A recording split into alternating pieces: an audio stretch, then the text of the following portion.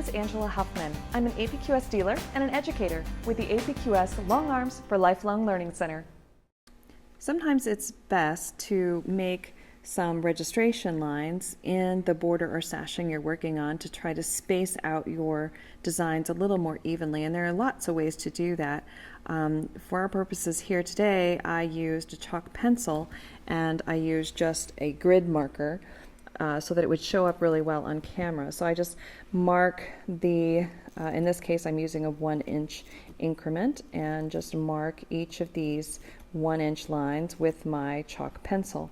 The other way that I tend to do it is I use a stencil. This is an example that has the marks on it, the 1-inch marks, and I lay it down on the border I'm working with, and then I just take a pounce powder and rub the pounce to make these lines, these registration lines in my border. That doesn't show up quite as well on camera, so for today what I've done is I've just gone through and used the chalk pencil to mark out each of these 1-inch lines that now we're going to fill with the design, and having these lines will keep that design straight and tall and upright so it won't start leaning on us as we start to travel across the border. So look into using some of these lines. It always helps you to keep your motifs standing straight and tall.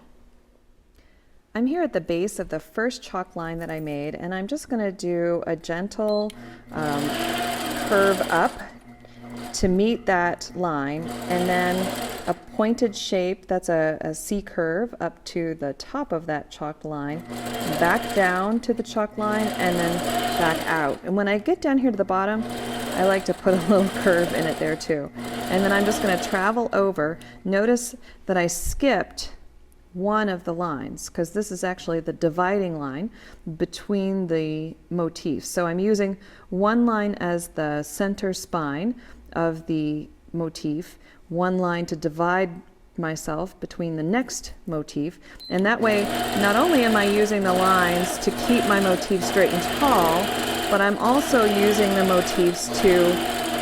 lines to space those motifs out evenly.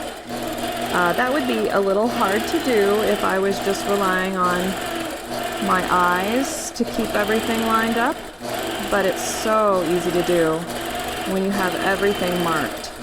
So this is a really nice beginning custom design that you can do in a border, and all it is I'm just doing a curve into that center spine, a curve up to the top of that center spine, come back down, and then curve back out. And I think what really makes it is the little tail that I put in the middle when I come back around. And the chalk lines just help me keep everything lined up and evenly spaced.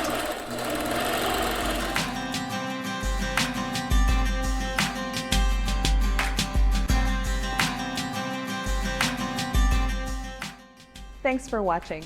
For more information, please visit apqs.com. Be sure to like our Facebook page and join the conversation. And subscribe to this YouTube channel so you're notified every time a new video is posted.